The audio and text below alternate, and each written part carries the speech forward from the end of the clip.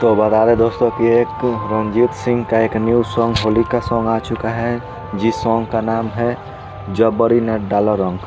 तो इस सॉन्ग को गाया है रंजीत सिंह और शिल्पी राज ने।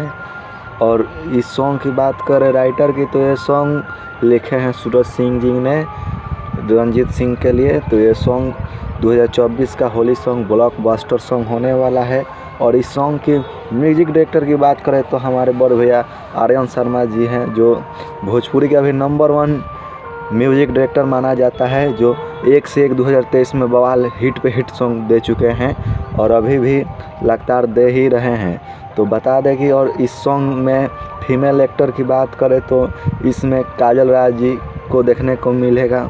और इस सॉन्ग की वीडियो डायरेक्टर की बात करें तो पवन पाल जी हैं। और ये सॉन्ग को गाया है शिल्पी राज और रंजीत सिंह ने। तो आप सब जानते ही होंगे जो सॉन्ग गाए थे कि हई लालका गमछियाला तहार यार लागेला। तो ये सॉन्ग को रंजीत सिंह ने गाया था और ये सॉन्ग पूरा ब्लॉकबस्टर सॉन्ग हुआ था बिहार यूपी में। तो बता दें कि ये 2024 का भी ये सॉन्ग पूरा ब्लॉकबस्टर होने वाला है 2024 में।